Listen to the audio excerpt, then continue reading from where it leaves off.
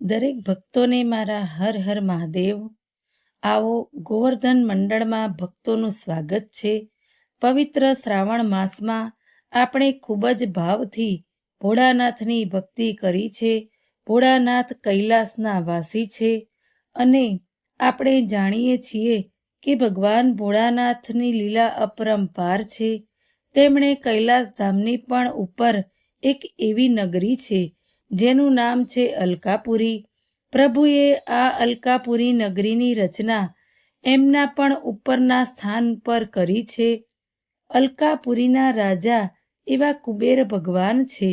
તેમણે આપણે ખૂબ જ ભાવથી વધાવીએ છીએ અને એમને આપણે કુબેર ભંડારી પણ કહીએ છીએ. પરંતુ આ કુબેર ભંડારી કોણ હતા અને કેવી રીતે ભગવાન શિવના પરમ મિત્ર બની ગયા? આવો આજે આપણે જાણીએ કે આ કુબેર ભંડારી હતા કોણ. કાંપિલ્ય નગરમાં યજ્ઞદત્ત નામે એક બ્રાહ્મણ રહેતા હતા. તે ખૂબ જ સદાચારી. એમને એક પુત્ર થયો જેનું નામ હતું ગુણનિધિ.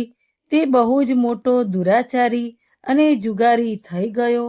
પિતાએ તો પુત્રનો ત્યાગ કરી દીધો. ઘરેથી પુત્ર નીકળી ગયો. કેટલાય દિવસ સુધી ભૂખ્યો ભટક્યા કર્યો અને એક દિવસ એણે નૈવેદ્યની ચોરીની ઈચ્છાથી એક શિવ મંદિરમાં ગયો.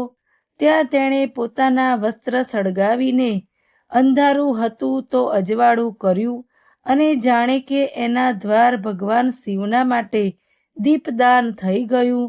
ત્યાર પછી ચોરીમાં એ પકડાઈ ગયો. એને પ્રાણદંડ મળ્યો.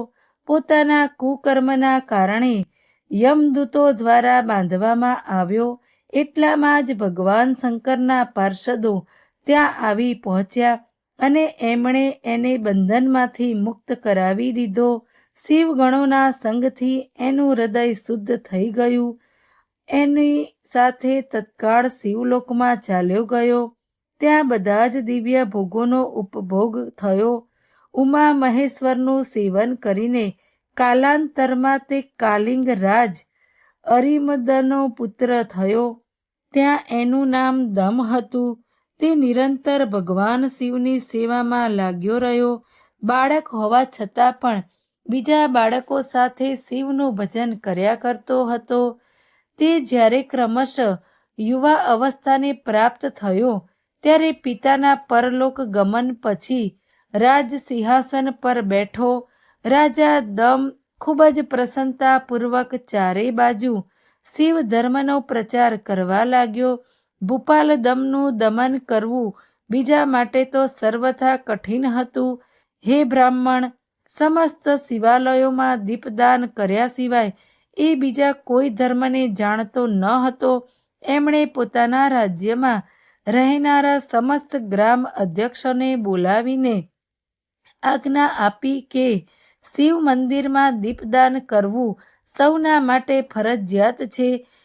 જે ગ્રામ અધ્યક્ષના ગામની પાસે જેટલા શિવાલય હોય ત્યાં કોઈ પણ જાતનો વિચાર કર્યા વિના સદાય દીપ પ્રગટાવવો જોઈએ. આજીવન આ જ ધર્મનું પાલન કરવાના કારણે રાજા દમે બહુ મોટી ધર્મ સંપત્તિનો સંચય કરી લીધો. પછી તે કાલ ધર્મને આધીન થઈ ગયા, અર્થાત મૃત્યુને પામ્યા.